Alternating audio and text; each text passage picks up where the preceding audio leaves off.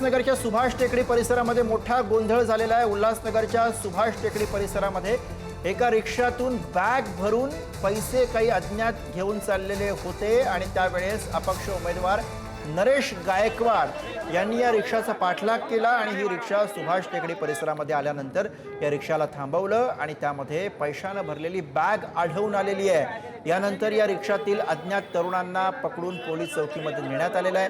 यानंतर ही माहिती पसरल्यानंतर पोलीस चौकीसमोर प्रचंड गर्दी झाली आहे आणि मोठा राडा या ठिकाणी आपल्याला पाहायला मिळतोय। भाजपने हे उमेदवारांसाठी पैसे पाठवल्याचा आरोप अपक्ष उमेदवार गायकवाड यांनी केलेला आहे। दरम्यान पोलिसांनी पैसे घेऊन आलेल्या तरुणांना ताब्यात घेतलं असून आता पुढची कारवाई सध्या सुरू आहे। उल्हासनगर मधला धक्कादायक प्रकार।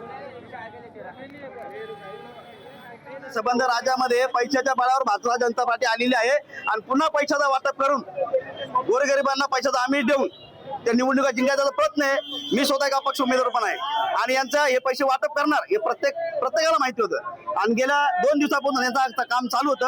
आज मी महानगरपालिकेत गेलो एका कामानिमित्त, तर महानगरपालिकेच्या बाहेर प्रदीप रामचंद्र भारतीय जनता पार्टीचा निवडणूक अध्यक्ष याच्या कार्यालयातनं हे कॅश वाटप सुरू होतं आणि कॅश वाटप सुरू असताना एक काळी बॅग त्याच्यात निघाली गाडीमध्ये। ऑफिसातनं ती बॅग गाडीत आली, गाडीतनं ती आमन टॉकीज पर्यंत गेली। मी तिचा पाठला केला त्या गाडीचा, नेमकं बॅगे